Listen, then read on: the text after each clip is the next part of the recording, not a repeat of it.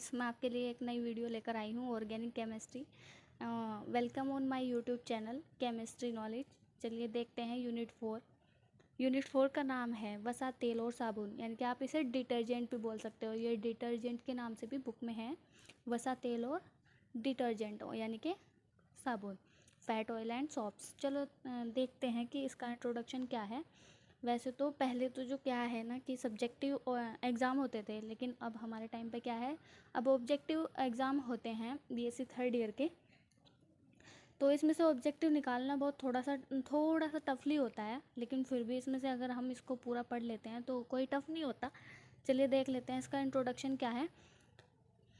Oil and phospholipids are the main substance obtained from animal and vegetable sources, यानी कि जंतु एवं वनस्पति स्रोत से प्राप्त पदार्थों में वसा, फैट्स, तेल और फॉस्फोलिपिड मुख्य है। देखिए, मैंने हिंदी में भी लिखा है और इंग्लिश में भी लिखा है। ऐसी कोई प्रॉब्लम नहीं है कि आपको इंग्लिश में ही लिखना है और हिंदी में ही नोट्स बनाने हैं। वैसे भी इसमें ऑब्जेक्टिव है, जिन बच्चों का ऑब्जेक्टिव है वो ऑब्जेक्टिव के हिसाब से पढ़े, और जिसको नोट्स बनाने हैं ये मैंने दोनों के हिसाब से बनाए हैं कि जिसको डीपली पढ़ना है वो डीपली भी पढ़ सकता है। फुल नोट्स हैं, कोई दिक्कत वाली बात नहीं है। तो दोनों में लिखा है, हिंदी में भी लिखा है, इंग्लिश में भी लिखा है, तो जिसको जिसमें कंफर्टेबल हो वो उसमें लिख सकता है। तो चलिए देख लेते हैं। These substance can under the class of lipids. Lipids are soluble in organic solvents and separately soluble in water. On hydrolysis, lipids give monocarboxylic acid, saturated and unsaturated alcohols. तो चलिए इसकी देख लेते हैं हिंदी क्या है। जंतु एवं वनस्पति स्रोत से प्राप्त पदार्थों में वसा, फैट्स, तेल और फॉस्फोलिपिड्स मुख्य है, यानी कि ये कह रहे हैं कि जंतु और वनस्पति से जो हमें पदार्थ प्राप्त होते हैं जैसे कि फैट और ऑयल, उसका जो फॉस्फोलिपिड है वो मुख्य है। ये किसके हैं? ये फॉस्फोलिपिड के मुख्य हैं। तो ये पदार्थ लिपिड वर्ग के अंतर्गत आते हैं, यानी कि इसी से पता चल रहा है कि लिपिड क्या है, एक वर्ग है। और लिपिड के अंतर आते हैं क्या? फैट और ऑयल।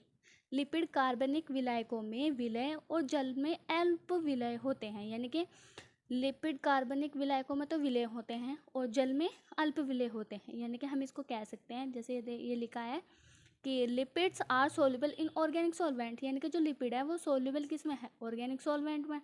और सेपरेंगली सोल्यूबल है इन वाटर में। ठीक है। अब अगर हम इसका जल अपघटन करने पर लिपिड मोनोकार्बोक्सिलिक अम्ल संतृप्त भी और असंतृप्त भी अल्कोहल दोनों देते हैं। यानी कि अगर हम इसका जल अपघटन कर दें मोनोकार्बोक्सिलिक अम्ल का, तो जब जल अपघटन करने पर लिपिड मोनोकार्बोक्सिलिक अम्ल क्या देते हैं? सैचुरेटेड भी और अनसैचुरेटेड भी दोनों अल्कोहल्स देते हैं। तो ये तो हुआ इसका इंट्रोडक्शन। चलिए अब आगे देख लेते हैं इसमें क्या। अब एक क्वेश्चन आता है जब हमने इंट्रोडक्शन पढ़ा है, अब क्वेश्चन ये बनता है कि फैट और ऑयल होते क्या हैं असल में। चलिए देख लेते हैं फैट और ऑयल। थोड़ा सा इंट्रोडक्शन है, वैसे मैं आगे इसके बारे में समझाऊंगी। देख लेते हैं फैट एंड ऑयल्स। वसा और तेल ग्लिसरॉल के दीर्घ श्रृंखला मोनोकार्बोक्सिलिक अम्ल है, यानी कि क्या है? जो वसा है और तेल है यानी कि फैट है, और ऑयल है वो ग्लिसरॉल के क्या है? लॉन्ग चेन मोनोकार्बोक्सिलिक एसिड है। जैसे इसके एग्जांपल भी है पैमेटिक अम्ल C15H3COOH, और एक स्टेरिक अम्ल भी है यानी कि C17H35COOH। ये देख सकते हैं आप, ये फॉर्मूला लिखा है। सॉरी, वो थोड़ा सा नीचे हो गया था, मैंने ध्यान नहीं दिया। ओलिक अम्ल है C17H33COH ETC के साथ ट्राइएस्टर होते हैं, यानी कि ये क्या चीज़ें, इनके साथ क्या होते हैं? ट्राइएस्टर होते हैं। ये ग्लिसराइड या ग्लिसरीन एस्टर कहलाते हैं। ये किस लिए कहलाते हैं ग्लिसराइड और ग्लिसराइड एस्टर? इसलिए कहलाते हैं क्योंकि वसा और तेल ग्लिसरॉल के क्या है? लॉन्ग मोनोकार्बोक्सिलिक एसिड है। फैट एंड ऑयल्स के स्ट्रक्चर अब हम देखते हैं। स्ट्रक्चर इसकी ये है, ये मैंने स्ट्रक्चर बनाई है। चलिए इसके बारे में थोड़ा सा अब मैं आपको खोल के बता देती हूँ कि तेल और वसा क्या होता है। अब तेल अलग से क्या होता है, देखिए तेल, वैसे तो तेल नॉर्मली सब लोग जानते हैं कि खाने का भी होता है और सर में डालने का भी, बालों का भी तेल होता है, लेकिन अभी हम यहाँ पे इसकी डेफिनेशन देख लेते हैं। तेल सही में क्या होता है? जो पदार्थ साधारणतः ताप पर द्रव अवस्था लिक्विड स्टेट में रहते हैं और थोड़े से चिकने होते हैं, तेल कहलाते हैं। मतलब थोड़े बहुत भी नहीं, नॉर्मली चिकने होते हैं, उनको तेल कहते हैं। ये मुख्य 3 प्रकार के होते हैं। तो आप देख सकते हो यहाँ ये डेफिनेशन, छोटी सी डेफिनेशन है ऑयल की, और ये 3 प्रकार के होते हैं। अब हम इसमें से तीनों में से एक प्रकार देख लेते हैं। सबसे पहले कौन सा आता है? खनिज तेल यानी कि मिनरल ऑयल्स। मिनरल ऑयल्स क्या होते हैं? मिनरल ऑयल्स वो होते हैं जो हमें ज़मीन से मिलते हैं, यानी कि हमें धरती से प्राप्त होते हैं। ये पृथ्वी के अंदर पाए जाते हैं। जैसे क्या होता है? मिट्टी का तेल, पेट्रोल इत्यादि। अब इसका सेकंड पॉइंट क्या है? वाष्पशील तेल, असेंशियल ऑयल, यानी कि ये ऑयल पेड़ पौधों के विभिन्न भागों में पाए जाते हैं, अत्यंत सुगंधित होते हैं। जैसे क्या हुआ? गुलाब का तेल, लौंग का तेल इत्यादि। अब थर्ड पॉइंट क्या है इसका? अवाष्पशील और जंतु तेल, यानी कि एनिमल ऑयल। अब एनिमल ऑयल क्या होता है? ये तेल वनस्पति एवं जंतु से प्राप्त होते हैं। ये क्या हो गए? Animal oils. जैसे व्हेल का तेल, फिश ऑयल। वैसे ये एक विटामिन में भी यूज़ होता है, मैं अभी याद नहीं कर पा रही हूँ, कोई बात नहीं। और दूसरा क्या होता है? नारियल का तेल, यानी कि जो एनिमल ऑयल है उसका जो सबसे अच्छा एग्जाम्पल है वो क्या है? नारियल का तेल। अब आता है फैट और ऑयल। प्राकृतिक तेल और वसा दोनों ही ग्लिसरॉल के क्या है? उच्चतर वसा अम्लों के साथ बने ट्राइएस्टर। ये मैंने अभी अभी थोड़ी देर पहले भी बताया था, पीछे भी बताया था, लेकिन थोड़ी सी अच्छी डेफिनेशन के लिए आप इसको लिख सकते हो। इसलिए इन्हें ग्लिसराइड, ग्लिसरीड भी कहते हैं। ठीक है, अब हम देख लेते हैं ग्लिसराइड क्या होता है। ग्लिसराइड, ये ग्लिसराइड लंबी श्रृंखला से बने होते हैं। क्या होता है? ग्लिसराइड क्या होता है? लॉन्ग चेन से बने होते हैं। ठीक है, अब हम देखते हैं इसका दूसरा पॉइंट। दूसरा पॉइंट है, इनमें कार्बन परमाणु की संख्या 4 या इससे अधिक 12 से 22 होती हैं। यानी कि इसमें कार्बन एटम कितने होते हैं? कार्बन एटम की संख्या कितनी होती है? 4 होती है नॉर्मली, या फिर कितने होते हैं? 12 से 22। थर्ड पॉइंट, जैसे कि पैमेटिक C15H31COH। दूसरा क्या है? Oleic C17H33COH ATC। आप इसका ग्लिसराइड का स्टेरिट का फॉर्मूला देख लीजिए, CH2OOC C17H35, CHOOC C17H35। फिर क्या है? CH2OOC C17H35। अब अगला क्वेश्चन आता है, तेल और वसा में अंतर। अब हमें ये भी तो जानना पड़ेगा कि डिफरेंस क्या है दोनों के अंदर, तेल और वसा में क्या डिफरेंस है। चलिए देख लेते हैं। इसका फर्स्ट पॉइंट क्या है? इसका फर्स्ट पॉइंट है, साधारण ताप पर 20 डिग्री सेल्सियस से नीचे तेल द्रव में होते हैं। यानी कि क्या है? जो नॉर्मल टेम्परेचर 20 डिग्री सेल्सियस से नीचे है वो क्या होगा? तेल होगा, यानी कि ऑयल होगा। और वसा, फैट, ठोस या अर्धठोस रूप में होते हैं। यानी कि जो फैट है वो क्या होगा? या तो सॉलिड हो गए या हाफ सॉलिड हो गए। उसे बोल सकते हैं जैसे कि कोई पदार्थ एक मौसम में वसा हो सकता है और दूसरे मौसम में तेल, या जैसे नारियल का तेल, यानी कि एक मौसम में वो क्या होगा? वसा होगा, और दूसरे मौसम में क्या होगा? वो तेल होगा। तो इसका जो सबसे अच्छा एग्जाम्पल है वो क्या होगा? नारियल का तेल। जैसे कि हम देख रहे हैं नॉर्मली कि नारियल का तेल जो है एक मौसम में, यानी कि गर्मियों में क्या होता है? पिघल जाता है, और सर्दियों के मौसम में क्या होता है? वो थोड़ा जम जाता है। तो उसका सबसे अच्छा एग्जाम्पल क्या है? नारियल का तेल, यानी कि कोकोनट ऑयल। सेकेंड पॉइंट, तेलों में निम्नतर छोटी श्रृंखला वाले संतृप्त अम्लों, यानी कि जैसे ब्यूटिक, कैप्रेबिलिक होते हैं, जबकि वसाओं में उच्चतर संतृप्त अम्लों, पैमेटिक, स्टेरिक होते हैं। यानी कि तेलों में क्या आते हैं? जो सबसे नीचे वाली छोटी श्रृंखला वाली, यानी कि निम्नतर श्रृंखला वाली जो संतृप्त अम्ल हैं वो तो ये होते हैं, और जबकि वसाओं में क्या होते हैं? वे हाईली, यानी कि हाई सैचुरेटेड अम्ल होते हैं, पैमेटिक, स्टेरिक होते हैं। अब हम देख लेते हैं कि वसा और ऑयल में इसका केमिस्ट, यानी कि केमिकल प्रॉपर्टीज़ क्या है। इसकी केमिकल प्रॉपर्टीज़ पे आते हैं। अब यानी कि जल अपघटन, वाटर हाइड्रोलाइसिस। अब देखते हैं जब हम तेल का, वसा का हाइड्रोलाइसिस करते हैं तो क्या होता है? तेल या वसा जल का अपघटन करने पर, यानी कि तेल या वसा का जल अपघटन करने पर ग्लिसरॉल और वसा अम्ल, फैटी एसिड उत्पन्न होता है। यानी कि जब हम तेल का या वसा का हम जल अपघटन करते हैं तो क्या प्राप्त होता है? Fatty acid. अब मैं आपको उसका फॉर्मूला दिखा दूँ, जैसे कि हमें मतलब कैसे प्राप्त होता है। ये हमने क्या ले लिया, तेल या वसा ले लिया, CH2OOCr सिंगल बॉन्ड CHOCr और CH2OO, यानी कि क्या हो गया, तेल या वसा। और हमने इसका रिएक्शन किससे कराया, 3H2 यानी कि हाइड्रोलाइसिस करा रहे हैं।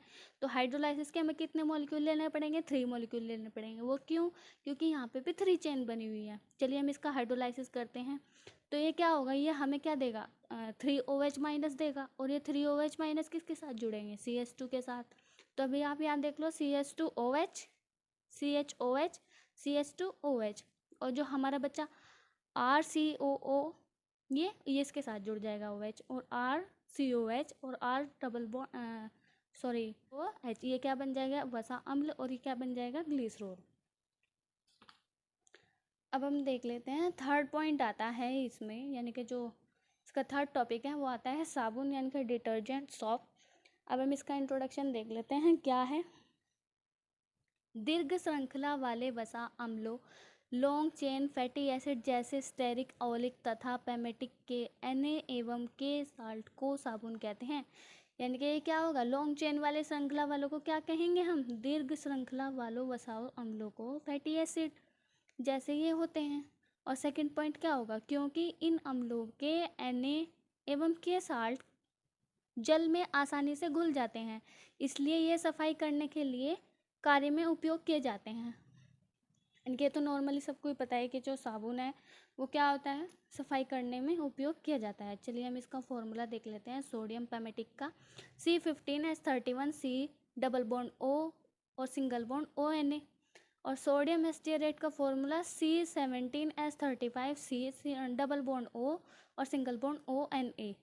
अब साबुन का बनाना देख लेते हैं, यानी कि साबुनीकरण क्या होता है, ये पहले भी पढ़ चुके हैं और ये फिर से आ गया है। चलिए इसे देखते हैं। अब साबुनीकरण, जब वसा ग्लिसरॉल एस्टियरेट NaOH के घोल के साथ उबाला जाता है तब हमें साबुन प्राप्त होता है। इस प्रक्रिया को क्या कहते हैं, साबुनीकरण। यानी कि जब कोई वसा ले लिया जाता है, यानी कि ग्लिसरॉल एस्टियरेट ले लेते हैं और उसके साथ हम क्या मिला लेते हैं, NaOH के घोल के साथ, यानी कि दोनों को मिलाने के बाद उसको गर्म किया जाता है, यानी कि उबाला जाता है अच्छी तरह से, तब हमें क्या प्राप्त होता है, साबुन। यानी कि क्या बन जाता है, इस प्रक्रिया को हम क्या कहते हैं, साबुनीकरण। चलिए साबुनीकरण को देखते हैं। तो ये क्या लिया है इसने, ग्लिसरॉल ट्राइएस्टर लिया है। इसका फॉर्मूला तो आपको याद ही करना पड़ेगा, C17H35COOCH2 C17H35COOCH और C17H35COCH2 प्लस हमने क्या ले लिया, 3 NaOH के मोलिक्यूल ले लिए। NaOH हमने क्यों लिया है, यानी कि इसके 3 मोलिक्यूल्स क्यों लिए हैं हमने, ये इसलिए लिए हैं क्योंकि यहाँ पे 3 चेन्स जुड़ी हुई है। ये मैंने आपको पहले भी बताया है। अब Na किस में टूट जाएगा, पॉजिटिव में, और OH किस में टूट जाएगा, नेगेटिव में। तो हम क्या करेंगे, अब ये जो नेगेटिव वाला पार्ट है ये किसके साथ जुड़ेगा, CH2 के साथ में, और जो पॉजिटिव वाला पार्ट है वो किसके साथ जुड़ेगा, CO के साथ में। तो अब हम क्या करेंगे, C17H35CO Na के साथ ले लेंगे और यहाँ पे क्या लगा देंगे, 3। इसे 3 किस लिए लिया है, क्योंकि ये 3 मॉलिक्यूल्स लिए थे और यहाँ पे कितनी चेन बनी हुई थी, 3 चेन बनी हुई थी। फिर हमने क्या करा, CH2 बचा हुआ है हमारा, ये बचा हुआ है CH2, हम CH2 किसके साथ ले लेंगे, यानी कि ये जो Na है ये किसके साथ ले लेंगे, CH2 के साथ। तो आप देख सकते हैं CH2OH CHOH CH2OH, ये क्या बन जाएगा, ग्लिसरॉल, और ये क्या बन जाएगा, साबुन। ठीक है, इसे ही हम क्या बोलते हैं, साबुनीकरण बोलते हैं।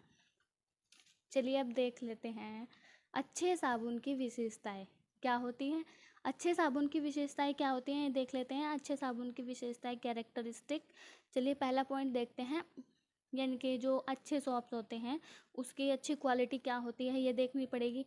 तो पहला पॉइंट इसमें 10% से अधिक नमी नहीं होनी चाहिए, यानी कि अगर हम इसमें 10% से अधिक नमी रखेंगे तो वो तो रखा ही गल जाएगा ना। सेकंड पॉइंट है अल्कोहल में विलय होना चाहिए, यानी कि क्या होना चाहिए, अल्कोहल में सोल्यूबल होना चाहिए। और थर्ड पॉइंट, इसमें मुक्त क्षार नहीं होना चाहिए, यानी कि इसमें फ्रीली एसिड नहीं रख सकते हम, बेस नहीं रख सकते हम, इसमें फ्रीली नहीं रख सकते। फोर्थ पॉइंट क्या है, जब इसे प्रयोग में लाया जाए तब इसे चटकना नहीं चाहिए, यानी कि जब इसे प्रयोग में यानी कि हम यूज़ करते हैं तो वो टूटना नहीं चाहिए। बारीक बारीक टुकड़ों में अगर ये टूट जाता है तो हम इसको यूज़ कैसे करेंगे, ठीक है, जाहिर सी बात है। अब चलिए हम देखते हैं टाइप्स ऑफ सॉस, साबुन के प्रकार क्या होते हैं, कितने टाइप का होता है साबुन, ये देख लेते हैं। अब इसमें से सबसे पहले क्या है, कठोर यानी कि हार्ड सॉफ्ट। कठोर साबुन क्या होता है, ये सस्ते तेलों और वसाओं से NaOH की क्रिया से बनाए जाते हैं। इसमें मुक्त क्षार होता है। इनका उपयोग कपड़े धोने में होता है। यानी कि कठोर साबुन क्या होता है, ये जो होते हैं वह सस्ते तेलों से बनाए जाते हैं। सस्ते तेलों और वसाओं से NaOH के साथ क्रिया करके बनाए जाते हैं। इसमें मुक्त क्षार होता है। मुक्त क्षार क्या होता है, यानी कि अगर मुक्त क्षार होगा तो वो अच्छी क्वालिटी के सोप नहीं होंगे, और अगर मुक्त क्षार नहीं होगा तो वो अच्छी क्वालिटी के सोप होंगे। तो इसीलिए किस लिए बनाया गया है, कपड़े धोने के लिए बनाया गया है। NaOH की क्रिया के साथ कराए के जब बनाया गया है। इसमें मुक्त क्षार होते हैं, इनका उपयोग कपड़े धोने में होता है, इसलिए क्या होते हैं, कठोर साबुन होते हैं। अब इसका सेकंड पॉइंट है मुलायम साबुन क्या होता है, इनके सॉफ्ट क्या आता है, ये अच्छे तेलों से NaOH की रिएक्शन से बनाए जाते हैं। इनका उपयोग नहाने के साबुन के रूप में किया जाता है। यानी कि ऊपर क्या था, कठोर में क्या था, हार्ड सॉफ्ट में ये सस्ते तेलों और वसाओं से बनाए जा रहे थे, और किसके साथ, NaOH के साथ क्रिया करके।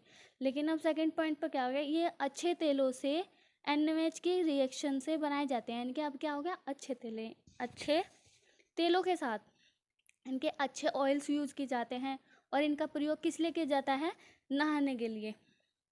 इसलिए क्या होता है, मुलायम यानी कि सॉफ्ट सोप होते हैं। आप थर्ड देख लेते हैं, पारदर्शी साबुन क्या होता है, ट्रांसपेरेंट सोप। ये साबुन को अल्कोहल में घोलकर और फिर विलायक में अधिक्य को वाष्पित करके बनाए जाते हैं। यानी कि जो पारदर्शी ट्रांसपेरेंट सोप होते हैं, ये साबुन को अल्कोहल में घोलकर, इनके पहले साबुन ले लेते हो और उसको अल्कोहल में घोलकर फिर विलायक में अधिक्य को वाष्पित करके बनाए जाते हैं। क्या होते हैं, पारदर्शी होते हैं, ठीक है।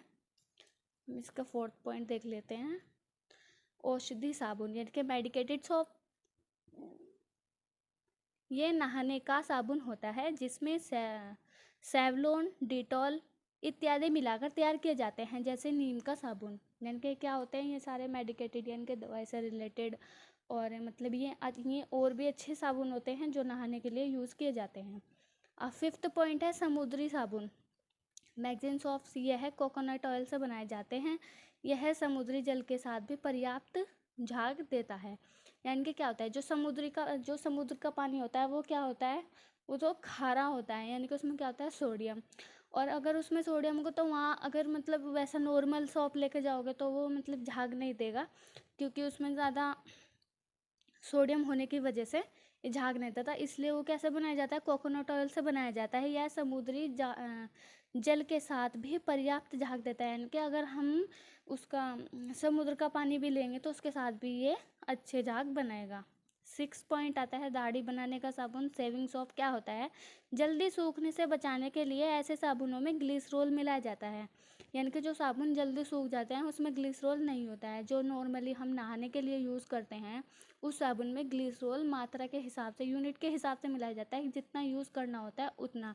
अगर उसमें ज़्यादा ग्लिसरॉल बना देंगे तो वो सूखेगा ही नहीं, क्योंकि जो नॉर्मल साबुन होता है उसको हाथ पे रगड़ो तो वो थोड़ा देर के बाद क्या हो जाता है, ड्राई हो जाता है। लेकिन इसी चीज़ से बचने के लिए दाढ़ी का जो साबुन बनाया गया है उसे जल्दी ना सूखने के लिए ही उसमें ज़्यादा ग्लिसरॉल की मात्रा मिलाई गई है। इन साबुनों को बनाते समय इनमें रोजिन नामक गोंद डाली जाती है। यानी कि जो ये दाढ़ी बनाने के साबुन होते हैं इसमें रोजिन नामक गोंद डाली जाती है। इससे सोडियम सर्जिनेट बनता है जो अच्छी तरह झाग बनाता है। इसीलिए क्या बनाता है, अच्छी तरह झाग बनाता है। एंड सेवन्थ पॉइंट क्या आता है, दानेदार साबुन, ग्रेनुलस सोप। ये सूखे हुए छोटे छोटे साबुन के बुलबुले होते हैं, ठीक है। तो वैसे ये कितने थे, 7 टाइप के थे। और अगर आपको मेरी वीडियो अच्छी लगी हो तो आप मेरी वीडियो को subscribe and share and like ज़रूर कीजिए।